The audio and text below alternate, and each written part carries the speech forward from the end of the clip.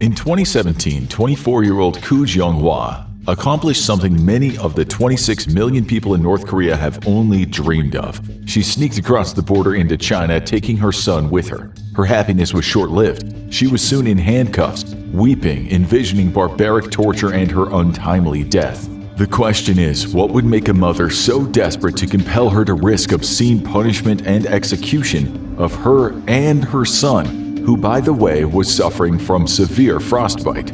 This will now explain and tell you what happened to Koo Jong-hwa and her son later.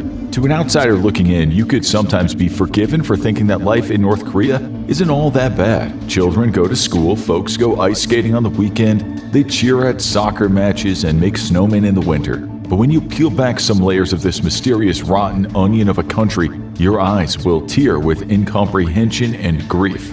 North Korea is a country with many faces. For the outside visitors that experience it, they see a carefully orchestrated version of the country, not the grim reality. They hear nothing about how people working in Pyongyang's cushy government jobs barely get by on their $4 a month wage, or factory workers getting solitary dollars per month. Some get 50 cents. They certainly don't see the hungry masses out in the provinces who are at risk of starvation and freezing to death during North Korea's incredibly bleak winters. People who work on the land of which only 20% is arable. These people are told daily they live in the best country in the world. First and foremost in the daily life of a North Korean is a large dose of propaganda. The enemy is always a threat, they're told, intent on wrecking the great life that they have. Japan, the United States of America, and the Republic of Korea all want them dead. This is a constant message in all media. The so-called eternal leaders of Korea are everywhere people look.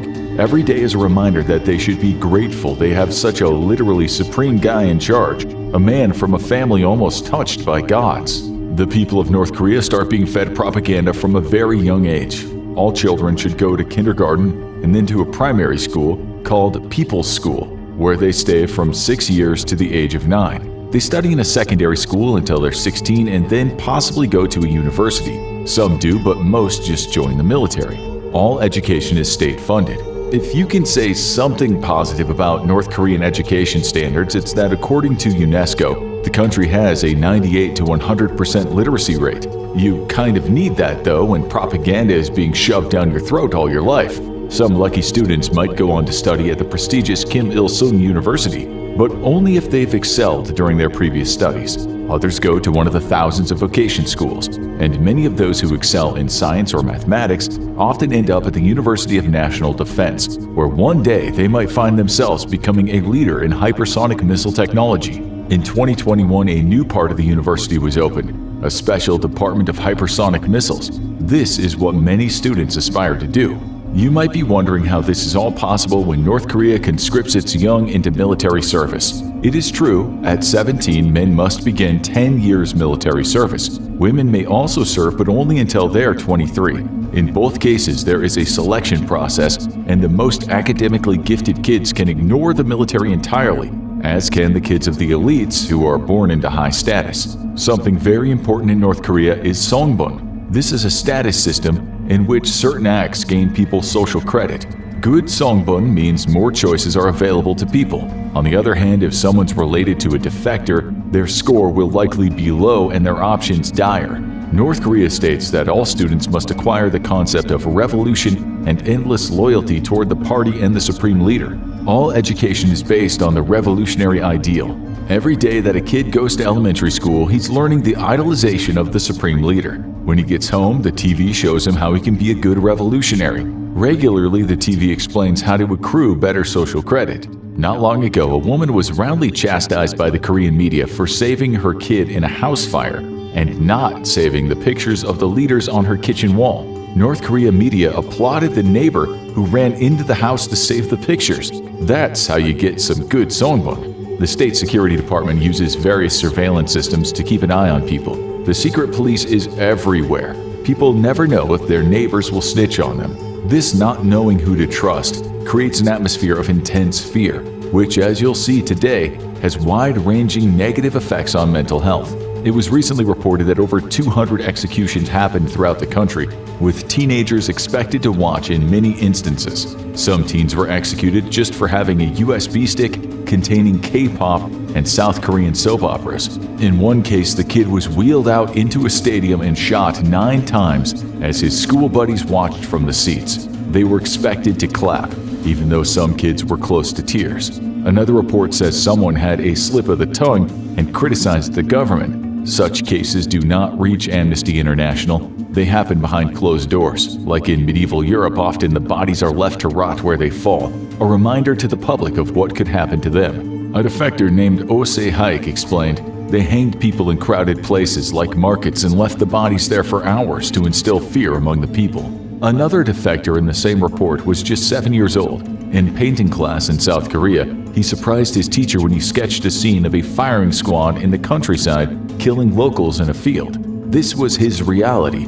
So when we're talking about learning math in North Korea in school, it can sound normal, but we should not underestimate the distressing climate of fear these kids have to live through. Although to many this is what their normal day-to-day life is like, things are made worse because being a good snitch might mean the difference between starving to death in the next famine or being sent to the capital to work in relative comfort.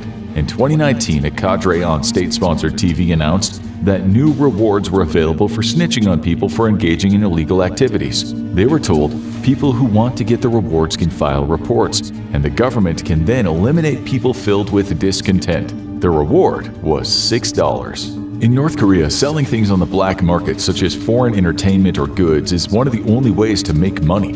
According to a North Korean source, most people didn't want the reward money. That would upset the black economy, the source explained. It did not work out well. The state can't even guarantee basic living conditions for the people, and the people can't make their own living without breaking the law, so why would anyone want to report on anyone else? He said these crackdowns happen ever so often when the government feels like it's losing its grip on the populace. In 2015, there was a similar snitch scheme.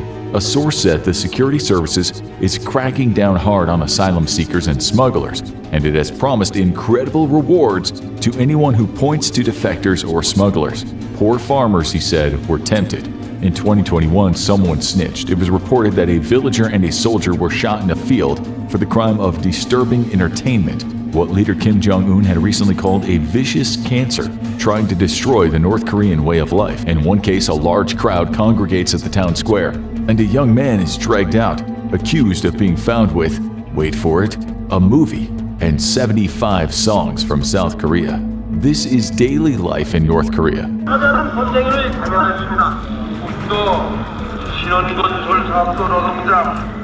A North Korean girl who escaped said she and her classmates were there when a kid was executed again for nothing but distributing entertainment. Like many North Koreans, she suffered from mental problems after seeing such savagery. She said, "The prisoner could hardly walk and had to be dragged out. I was so terrified that I could not dare to look at a soldier in uniform for 6 months afterward." It's not that North Koreans don't know anything about the West. They've been buying bootleg DVDs for years now. North Korean TV has innocently featured the Rocky theme tune, and Minnie and Mickey Mouse have appeared now and again. In 2018, prior to peace talks with the US breaking down, even South Korean K-pop stars were invited to Pyongyang. Kim clapped after some of the songs and asked questions about the lyrics, which was surprising to say the least. But that was just him playing the part of the benevolent leader, the good guy who now and again can relax. This comes straight out of a dictator's playbook. Every so often, they're supposed to show that they have mercy. Kim often pardons people from their death sentences, usually to great applause, just as happened in those bloody Roman arenas where the emperor spared a life because he thought it would get the populace on his side. When kids get older, they might go to university, but if they choose a humanities subject, it's still based on the ideology of the party. The word for this ever-present ideology is Juche. For instance, some philosophy courses are philosophy of the Juche ideology, or Juche political economy. It's brainwashing. You can be sure they aren't learning about anarchy, skepticism, and even the wonders of liberal democracy. Capitalism is evil, say the men teaching them as they drive home in their imported luxury cars. Ironically, the North Korean Constitution under Articles 64 and 65 guarantees democratic rights and freedoms for all citizens in all spheres of state and social life. That's what they call Orwellian doublespeak. North Korea is totalitarianism. Its mission is to carry out the military first revolution line in order to protect the nerve center of the revolution. Students can't question this. Academic courses are full of lies. Students can read that their supreme leader Kim Jong-il fired off a round of golf and after 11 holes in one got a 38 under par. This was on a professional course by a man who never swung a golf club. The students know it's impossible, but they can't question it. Some know it's not true that one of their leaders invented the hamburger, but they can't disagree nonetheless. Students who study medicine might question if it's true that North Korean scientists cured HIV and AIDS and Ebola. They just can't say that. North Koreans learn Korean nationalism, which has little or nothing to do with the Marxist communism and ideas about widespread well-being. They hear how their people are racially pure, that mankind itself started in North Korea, where the first humans arose. They're told that their purity is always in battle with the imperialist, capitalist foreign powers. The divine, they're told, can only be found in the Kims. Like European kings and queens in the times past, North Koreans are told the Kims rule by divine right. In 1992, American evangelist Billy Graham visited North Korea and spent time with their then leader Kim Il-sung. North Koreans learned how this Christian man was highly impressed by Kim. These days, they can read in books and newspapers that Graham said, "Having observed the Supreme Leader Kim Il-sung's unique political leadership, I can only think that he is God." The texts then say Graham looked at Kim and announced, "Kim is this world's God. Why would a country like this need the Holy Bible?" North Koreans aren't religious, but the Kims are portrayed as a kind of holy incarnation born to rule. If Billy Graham said so, it must be true. Imagine if the people knew their present leader likes to play World of Tanks online and occasionally watch Western pornography. Some of North Korea's best students become scientists. So you might wonder how they do their job, knowing many things they've been told are a lie. After all, science shouldn't lie. To get better at it, to improve something, you have to work with scientific facts. This is why the best scientists work behind great big, guarded walls. One of them, Kim Hyung-soo, said before he defected he worked in a lab trying to better understand diseases such as the hardening of the arteries. Everything he did was in secret. What he discovered was only heard by the party bosses. Hyun-soo once told the press that he had a colleague with a PhD in medicine who told his close buddies what he did. He was subsequently arrested as a political prisoner, as was his entire family. Knowledge is dangerous in North Korea. Talking about the general state of research, he said, "Scientists don't believe what the propaganda feeds them, but they cannot discredit it either. You have to think what the party tells you to think." Most people, though, don't work in science. The average Joe works 6 days a week in a factory or on a farm. Article 22 of the labor law says they should work 8 hours a day. They should also get national holidays, off days, and have enough rest time. Like you, they might eat 3 times a day. Breakfast might consist of rice and soup, possibly with some side dishes. The richer you are, the more you get. People often take a lunchbox to work with them, which again will feature rice and side dishes. Dinner is more rice, soup, and again, side dishes. People near the coast might get seafood. The more money you have, the more meat you can buy. Farmers tend to eat vegetables and herbs that they've collected themselves. A former North Korean soldier explained his rations, saying, "I still cannot forget North Korean army food. The standard meal was a bowl of 30% white rice and 70% cornmeal, 1 bowl of lettuce, and soybean paste soup. This was served with salted radish, soybean fried radish, and cabbage kimchi.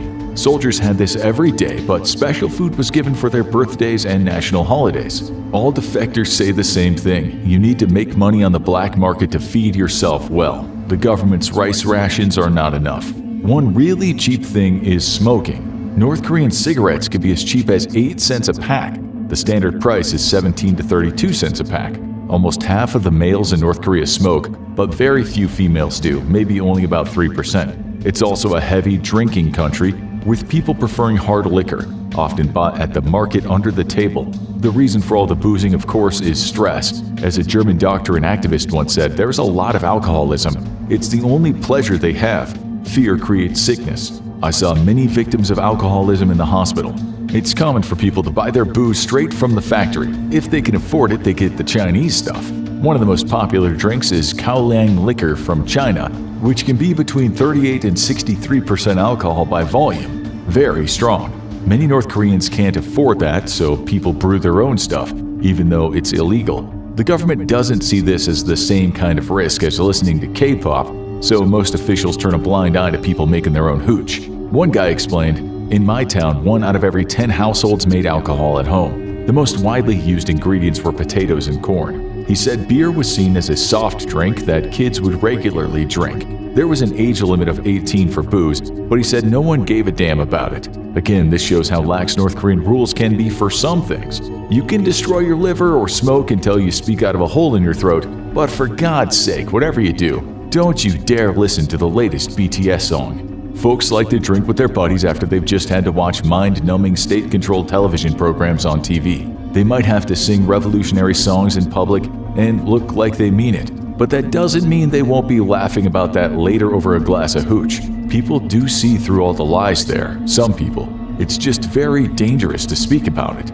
One defector said this: while the North Korean government wanted people to see their lovers as fellow revolutionary comrades, the truth was that this feeling never truly existed for many of us. We pretended to have that quality only because we were forced to.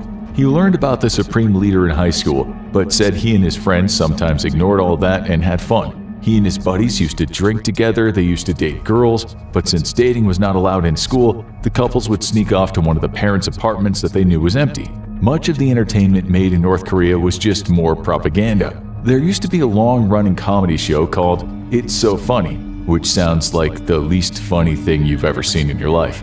This is some actual dialogue from one of the episodes. This man and woman are talking about how great beans are. Man, if we soldiers see beans, we become happy. He starts laughing out loud. Woman, if we farm in the way General tells us, we will become happy. They both laugh together, slapping each other on the back. That's the whole joke.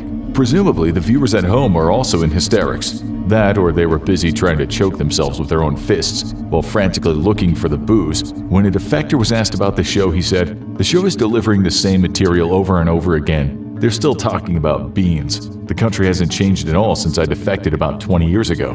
One thing you definitely don't get are documentaries detailing how many North Koreans in the far-off provinces are living on the brink of starvation or being worked to death in labor camps. This brings us to the matter of crime. If you can be executed for watching a South Korean soap opera, it can be expected that other kinds of crimes will also lead to severe punishments. North Korea has the same criminals as everywhere else on the planet. However, the highly corrupted government tries to portray the country as crime-free, unlike America, where it says society has become decadent, depraved, and divided.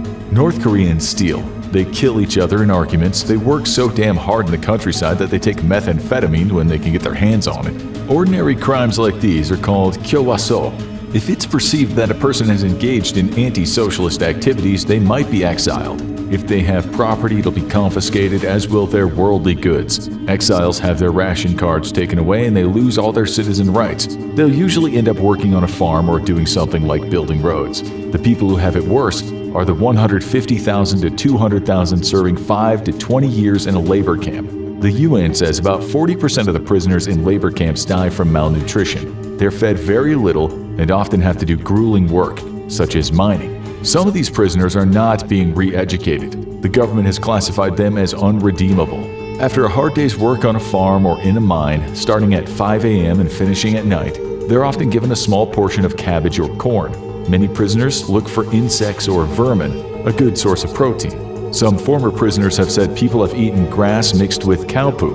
There are even reports of cannibalism happening in the camps. A defector who now lives in the U.S. after defecting said he was born and brought up in a labor camp.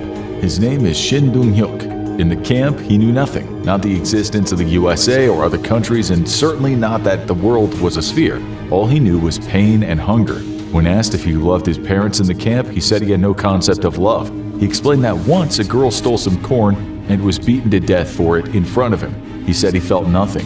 He was a child of the camp. This was normal life for him. He went on to say if you escape, you would be shot.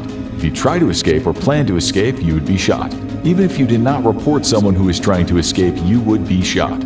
One time they dragged him and his family to the front when it was announced another execution was imminent. Since he was at the front, he thought it might be him. It wasn't, it was his mother and brother. Was he sad? No. He didn't know what love was. He said at the time he thought that they got what they deserved for breaking the prison rules. The rules were clear to everyone. They were stapled to the walls. Try to escape? Death. Steal? Death. Talk in a group of more than 3 people? Death. Rebel against a guard? Death. Don't report suspicious activity? Death. Don't admit you're wrong? Death. As for a minor transgression, Shin Dong-hyuk explained that once he annoyed a guard when he was still young, and the guard decided just to cut off his finger. He added, "I was taken to the clinic and given medical attention, but without any anesthesia whatsoever. The guards wanted the men and women to have relationships. The more kids in the camp, the more labor available. But the guards often didn't let people wait to meet someone they liked. Matchmaking would go like this. Guard, you two, you've been matched. From today on, you're married, work hard, and don't waste your time. If you slack, I'll split you up." Shin Dong-hyuk said for most people, resistance is simply unthinkable. He took the risk of his life and escaped. And now he's trying to make sense of that deep heart of darkness where he once lived. In less severe cases, let's say someone shirked at work or maybe they were found to keep a messy kitchen, they might face public ostracism. That'll consist of being ignored by colleagues. Your neighbors will tut when you walk past them. All of this causes severe stress. People feel the weight of their oppression at all times. Not only do many people smoke and drink a lot, but these days they're on drugs. In 2019, news reports said that during the Lunar New Year, one of the main gifts people exchanged was methamphetamine. It had seeped out of the countryside and into the cities. As with everything in North Korea, dealers were able to bribe officials, and so the stuff was being exchanged openly and very liberally. Drug dealing is also a great way to make money in a country where making a buck isn't easy at all. Psychiatrists that have helped defectors once they got to South Korea said they found many people suffered from a whole host of mental problems. In a research paper, it said many of them were still totally focused on survival amid continuity of intense suffering, even though they were now free. In short, they were traumatized. A separate study found that the cause of their trauma was witnessing government executions, enduring starvation, starvation-related deaths of family and friends, witnessing extreme physical assaults. Now there's a catch-22 in North Korea. People feel crazy with all that stress, but if they admit they're even depressed, it can be classified as anti-socialist behavior. If they say that they're happy even though they aren't, they're being good citizens. That's the reason a report stated anxiety disorders and depression seem to receive no specialized psychiatric treatment in North Korea. If patients are worse, perhaps psychotic or just maniacally screaming how bad things are, they're packed off to special number 49 hospitals. They receive zero counseling and psychotherapy and instead are given intravenous insulin that renders them comatose. Life gets much worse when there are droughts or floods or any number of natural disasters. The World Food Program has said that North Korean government used to give 400 grams of food daily per person. But in 2019, because of crop shortages, that went down to 300 grams per person per day. The UN says survival rations should be 600 grams daily per person. A nurse that defected in 2013 talked about the lack of sustenance, saying, "Since there isn't anything to eat in North Korea, we eat everything we can get. We eat roots and anything that is chewable." She added there was a mother who entrusted the nursery with her 3 kids, but all 3 starved to death. Out in the countryside, it's doubtful there will ever be power to heat huts and ramshackle houses when the temperatures sometimes go down to negative 13 degrees Celsius. They use wood or coal, but that's not always available.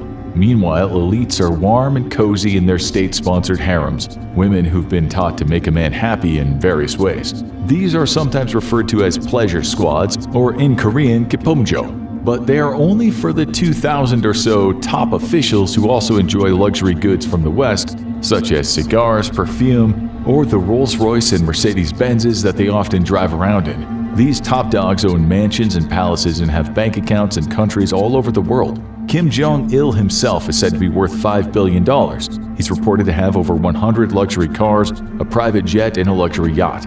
Now you can understand why he has people executed for contacting the outside world. His propaganda is not a noble lie, it's plain old greed. And those at the top use the fear of the so-called imperialists so they can maintain their exquisite status. This is the absolute opposite of social happiness, but all totalitarian governments work under the principle that they are doing everything for the common good. The retirement age in North Korea is 60 for men and 55 for women, upon which they're supposed to receive 30% of their last salary plus 300 grams of food. Many will sell things at the market despite it being illegal, so they can try to get enough money for snacks or possibly drinking at friends' houses. The women, according to one defector, prefer to spend their time practicing such things as embroidery or handicrafts. Still, North Korea's social security system is not stable, so most old folks work.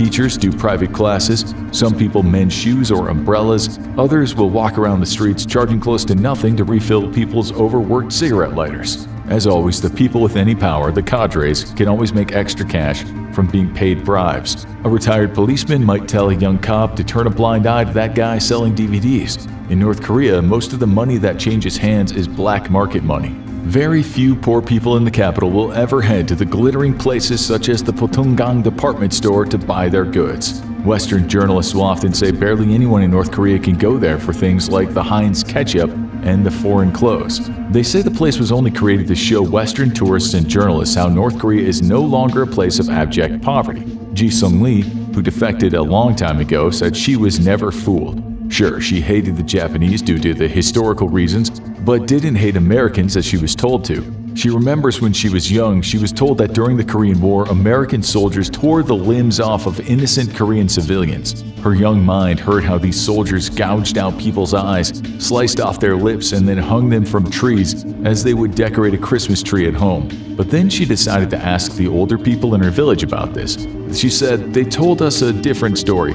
They said American soldiers adored Korean children and showered them with chocolate and gum. Like everyone in North Korea, by law, she had to stay in her province. She had to listen as the local government pumped out propaganda about their glorious leader, and TV every day had its 2 minutes of hate aimed at the evil imperialists. But now she's a woman of the world, and it's no longer a crime for her to wear the wrong facial expression in public or to think the wrong thoughts. She's learned that there's good and bad everywhere, but not all Americans give candy to kids. Some committed war crimes in Korea. That's true, but now she can talk about it freely, just as she could say what she wants about North Korea."